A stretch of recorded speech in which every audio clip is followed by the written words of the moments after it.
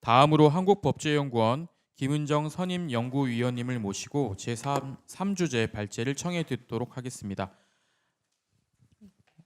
예, 힘찬 박수 부탁드립니다. 네, 안녕하십니까. 한국법제연구원 김은정 선임연구위원입니다. 오늘 이렇게 바쁘신 가운데 저희의 이 제7차 AI 법제 연구 포럼 참석해 주셔서 다시 한번 감사드립니다. 앞서서 지금 기조 연설을 포함해서 세 분의 발제를 들으셨고요. 그를 통해서 아마도 저희가 오늘 이 포럼에서 다루고자 하는 주제와 핵심 내용이 무엇인지 충분히 인지하고 계시리라고 생각이 듭니다. 앞서서 말씀드렸던 부분들은 AI 시대에 알고리즘 조정이라는 것에 노출되어 있는 저희가 이 사회에서 소비자들에 대한 권리와 함께 저희 이걸 방지하거나 아니면 올바르게 좀 더 방향을 잡아가는 데 있어서 그의 하나의 중요한 플레이어라고 할 수 있는 사업자들은 어떠한 역할과 책무를 가져야 하는 것이냐라는 부분을 제가 다루고자 합니다. 제가 드릴 주제는 알고리즘 조정에 따른 사업자 책임에 관한 제도 개선 방안입니다. 이 주제는 저희가 1년 동안 연구원에서 수행했던 과제 보고서에 대한 그런 한 부분이다라고 보시면 좋겠습니다. 거의 마무리가 되어 있는 상태고요. 이 제도 개선안과 문제점에 대한 부분들이 아마도 보고서가 공개되면서 조금 더 활용하시면서 도움이 되었으면 좋겠다라는 그런 바람 가지고 있습니다. 그럼 발표를 시작하겠습니다. 제가 말씀드리고자 하는 건 왜 이 주제가 저희가 다루어져야 하는지 그 필요성에 대한 부분을 말씀을 드리겠고요. 두 번째는 앞서서도 설명 주셨지만 알고리즘 조정이라는 것이 무엇이냐, 그리고 이것이 왜 이렇게 보편적으로 활용되고 있는지 그에 대한 경제적 효과를 말씀드리고자 합니다. 세 번째로는 그럼 알고리즘 조정이 가지고 있는 경쟁 제한성, 법적인 부분에서 저희가 판단할 요건이 무엇인지 다루도록 하고요. 네 번째는 그렇다면 앞으로 어떻게 가면 좋겠느냐라는 개선 방안 설명드리도록 하겠습니다.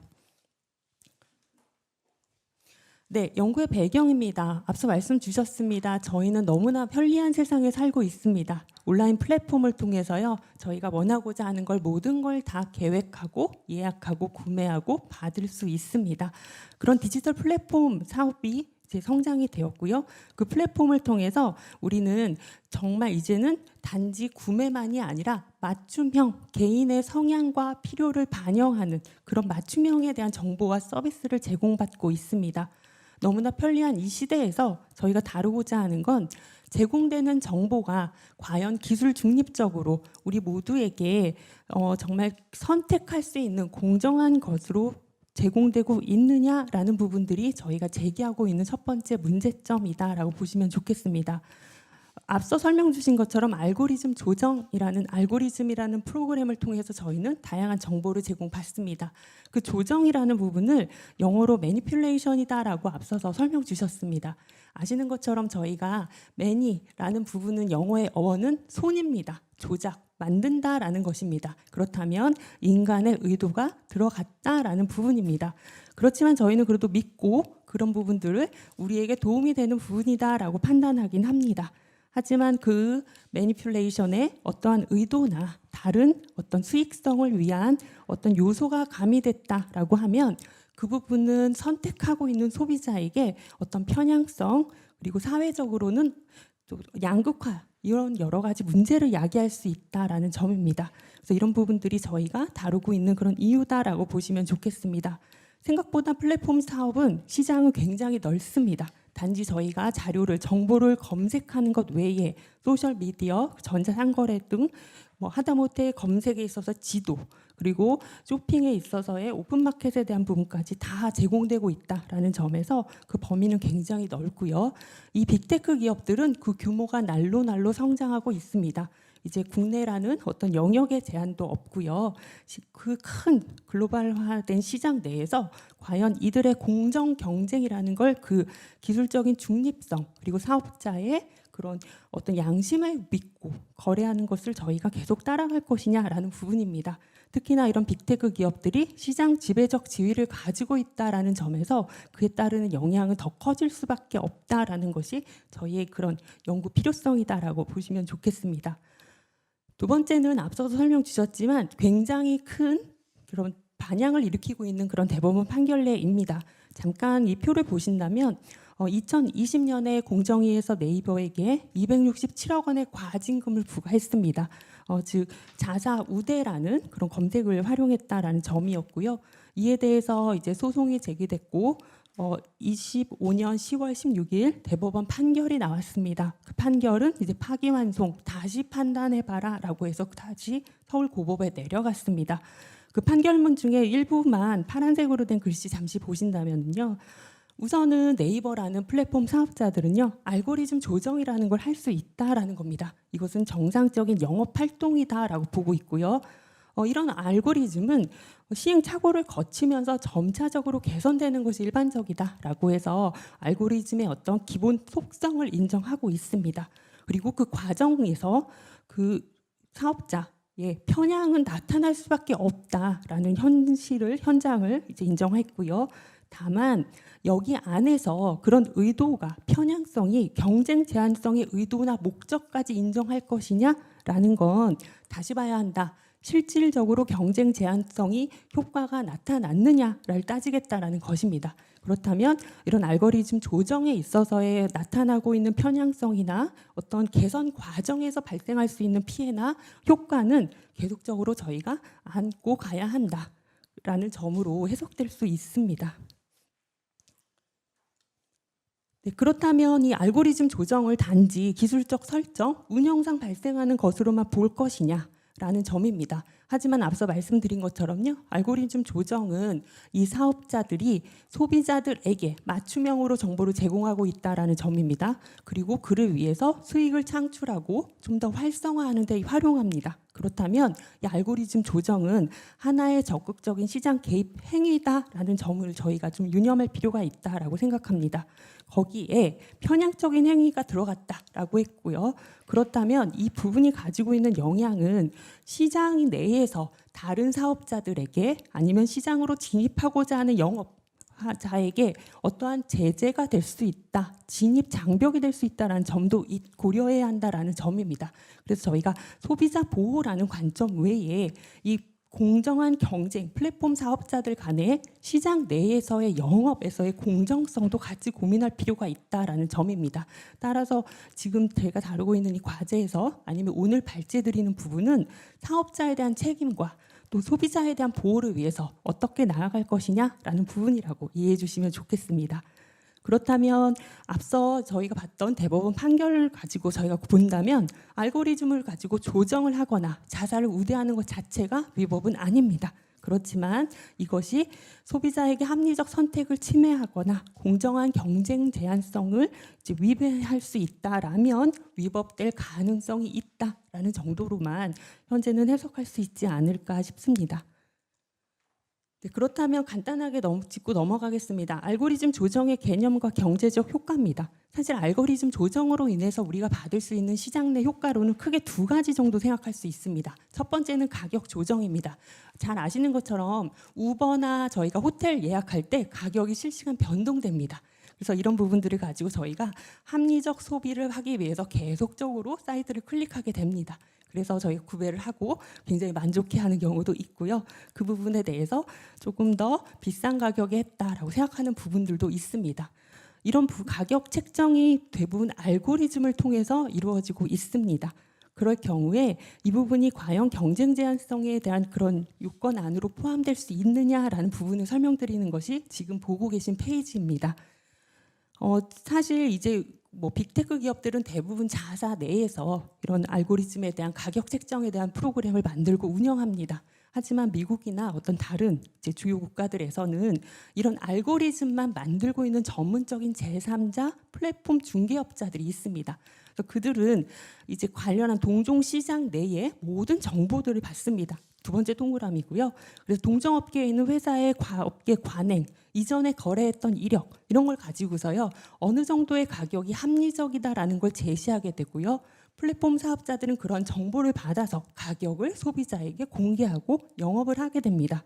그렇다면 동종업계에서 계속적으로 자기들의 영업이익을 올리려면 당연히 가격을 점차 낮출 것이다라고 보여지는데요.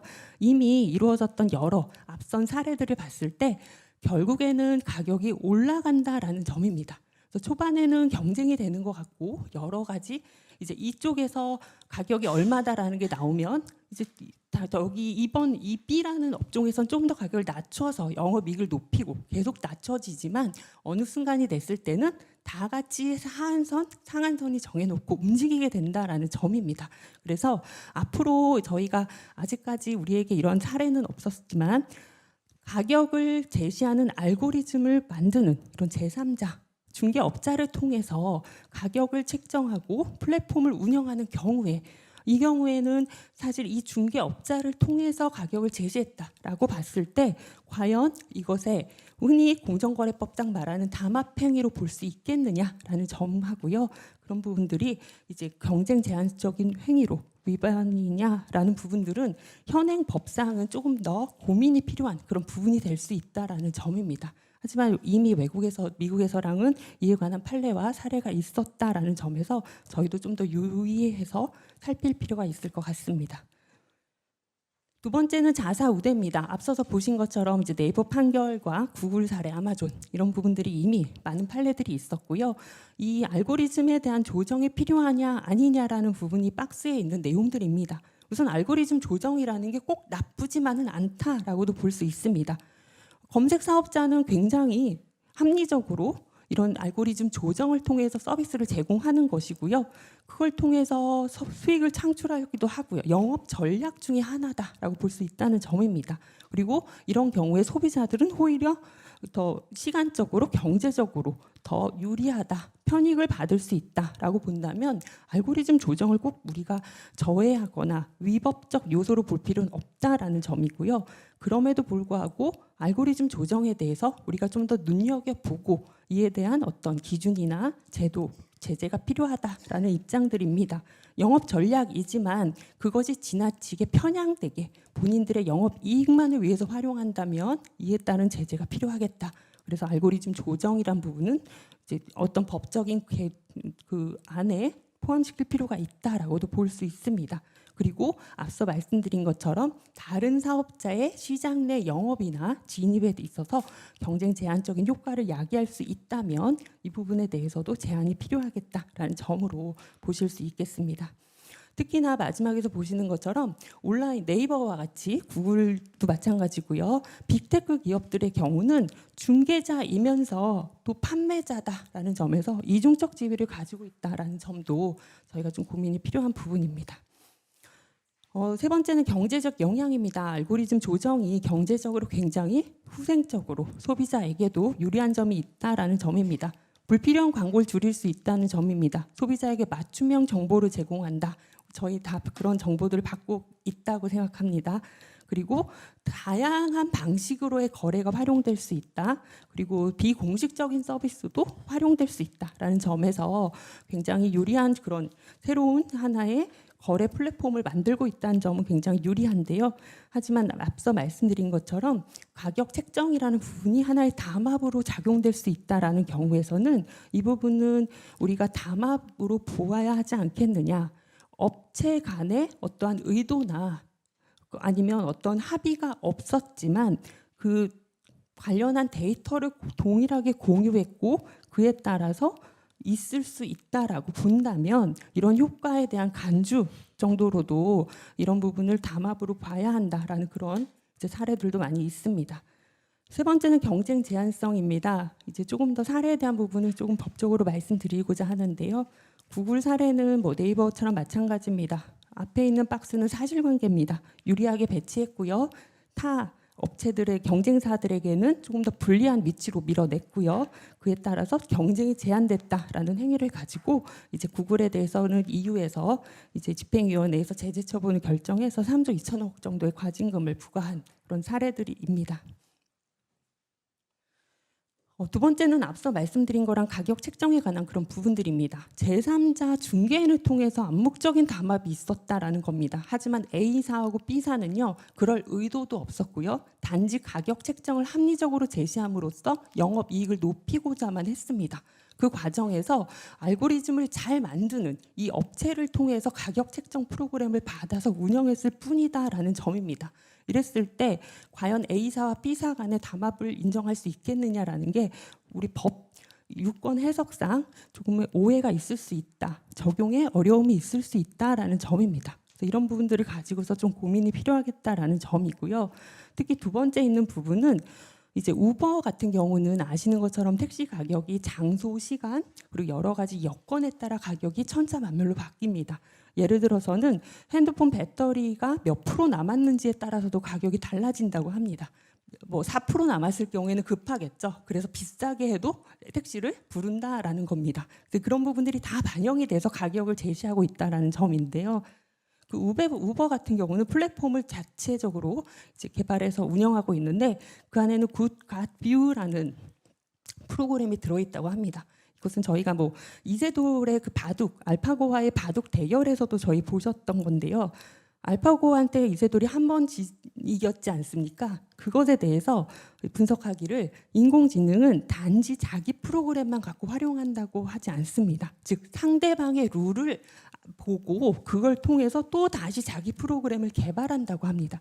그래서 이런 프로그램이 갓비운데요. 우버에서는 단지 자기들의 그에 대한 합리적인 그런 프로그램만 보는 것이 아니라 경쟁사에서는 어떤 정보와 어떤 프로그램을 갖고 운영하고 있는지도 분석을 해서 자기들 걸 만든다라는 점입니다. 그래서 알고리즘을 계속적으로 활용한다면 결국엔 모든 경쟁사들의 프로그램을 같이 보게 된다. 그렇다면 넓은 의미의 담합이라는 것이 어디까지 연결될 수 있겠느냐. 그리고 과연 그 안에서 의도성은 어디까지 볼 것이냐라는 것들이 저희가 기술이 개발할수록 알고리즘이 좀 더 활성화될수록 고민돼야 되는 그런 부분이다라고 보실 수 있겠습니다. 네, 세 번째는 이제 말씀드린 것처럼 가격 알고리즘에 대한 경쟁 제한성에 대한 그런 담합에 대한 요건들을 조금 더 설명드린 부분인데요.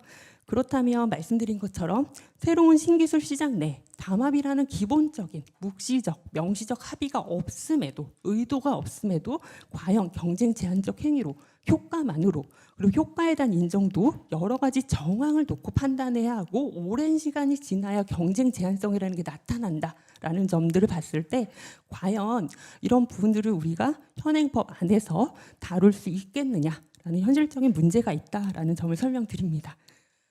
이제 마지막으로 제도 개선 방안에 대해서 말씀드리겠습니다.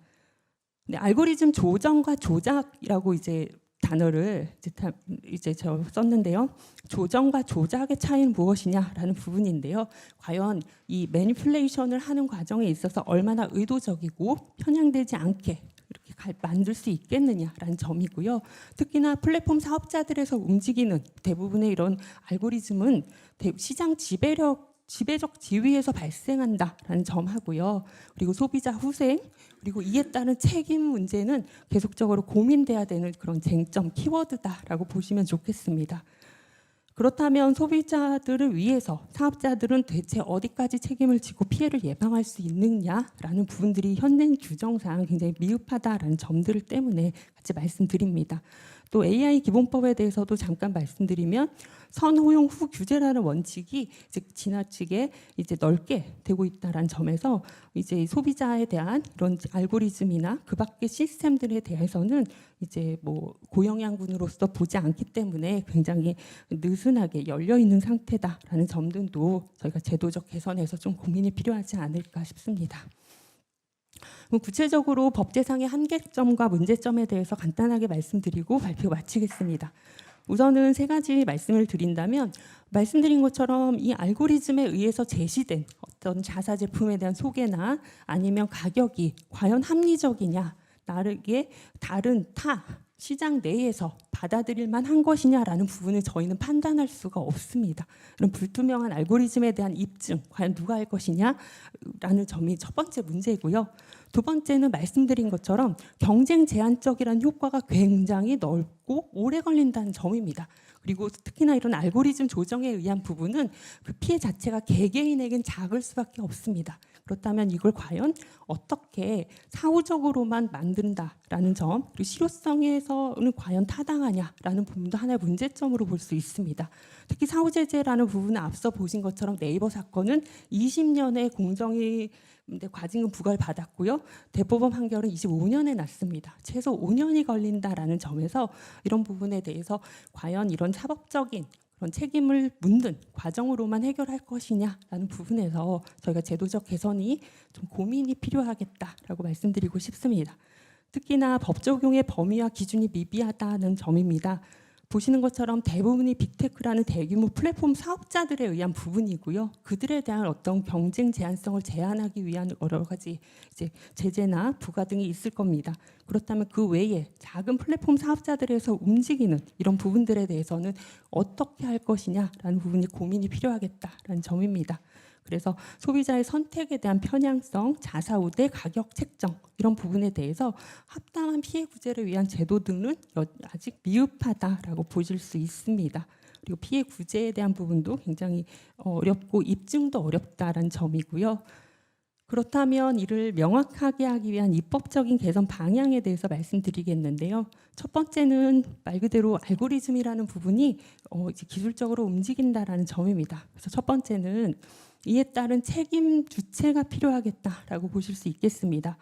우선은 사업자가 직접적으로 알고리즘에 의한 부분, 피해에 대한 부분의 책임이라고 보기 어렵다라는 점입니다. 그래서 이 부분이 아까 말씀드린 것처럼 매니퓰레이션, 인간의 조작, 인간의 어떤 개입에 의했다라는 점을 좀 전제하고 사업자들에게 이용 약관 등을 통해서 알고리즘 운영으로 인해서 대한 책임을 좀 진다라는 부분들을 좀 명시하면서 그에 대한 책임을 좀 명확하게 하는 것도 하나의 대안이 될 수 있지 않을까 말씀드리고 싶습니다. 두 번째는 투명성에 대한 부분을 좀 더 명확히 해야 된다라는 점입니다. 그래서 알고리즘 조정이 소비자의 선택 시에 이제 중대한 영향을 미친다라는 점을 좀 알 수 있도록 명시하자라는 점입니다. 그래서 이런 부분을 공개하자라는 점이고요. 그래서 알고리즘이 어떤 기준으로 바뀐다, 중대한 변경과 소비자의 선택에 있어서 영향을 미친다면 15일 전에 이에 대해서 통지를 하거나 신고하도록 하는 부분들 또 하나의 대안이 될 수 있지 않을까라고 생각합니다. 그리고 주요한 알고리즘의 설명서들을 공시하도록 하거나 이런 부분들을 좀 내역을 공개해서 소비자들에게 알 수 있게 하는 것도 하나의 대안이 될 수 있다라고 보고요. 또 중요한 부분들 그리고 알고리즘에 대해서 선택에 이제 되는 경우는 이제 입점 업체들에게도 굉장히 중대한 영향을 미친다라는 점에서 업체들에게도 이제 중개업자의 경우에는 반드시 사전에 고지하도록 하는 부분도 좀 중요한 의미가 있겠다라고 볼 수 있겠습니다. 세 번째는 규제기관의 감독 권한 및 전문성 강화입니다. 사실 신기술을 따라가기 굉장히 어렵습니다. 저희도 AI라는 부분을 연구하면서 또 굉장히 어려운 한 해를 보냈습니다. 아마 모두가 이런 부분들에 대해서 이제 두 가지가 다 굉장히 흥미로움과 함께 힘듦이 같이 있다라고 생각합니다. 이런 부분에 대한 전문성 강화에 대한 것도 저희 같이 고민이 필요하겠습니다. 영국의 경우에는 디지털 시장국이라는 걸 설치를 통해서 행정조사권, 자료 제출 명령권, 알고리즘 감정 감사권 등을 부여하고 있습니다. 이런 부분들을 통해서 이제 이 알고리즘이나 그 밖에 플랫폼에 있어서의 발생할 수 있는 그런 시장들에 대한 것들을 좀 관리하고 있는데요. 이런 부분들도 저희가 참고할 수 있지 않을까 생각합니다. 공정위 내에 디지털 플랫폼 전담 부서를 좀 확대하거나 그리고 또 알고리즘 감시에 대한 것도 좀 집중하게 할 필요가 있지 않을까 싶습니다. 사실 식약처에서는 이미 식품의약품에 대한 그런 과대 광고, 허위 광고 이런 부분들이 너무나 많이 개인 유튜브에서도 뭐 이런 걸 소개하고 있고 광고를 하고 있어서 이런 걸 계속 잡는 불법 사이버 디지털 수사대가 운영되고 있습니다. 이와 같이 뭐 알고리즘 감시에 따른 어떤 전담 인력이나 이런 부분을 좀 계속 관리할 수 있는 부분들도 고민할 수 있지 않을까라고 생각합니다. 앞서 말씀드린 것처럼 또한 분쟁 조정에 대한 부분도 현행과 같은 어떤 제품이나 이런 서비스로 간다면 이 부분도 현행과 같은 제도를 탄다면 굉장히 그 피해 입증이나 피해에 대한 그런 소액에 따라서 구제가 어렵다라고 볼 수 있습니다. 이런 구제에 대한 참고나 이런 논의도 같이 필요하다라고 생각합니다. 네, 마지막으로 자율규제와 공적 규율의 조화입니다.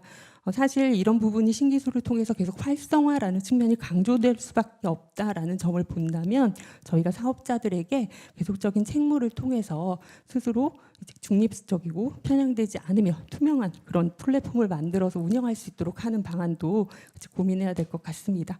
마지막으로는 이러한 부분들이 이제 마련된다면 소비자들에 대한 알 권리와 선택권 보장이라고 해서 저희가 또 고민하고 있는 사업자의 책임과 소비자의 보호에 대한 부분이 같이 또 반영되어 마련될 수 있지 않을까라고 생각합니다.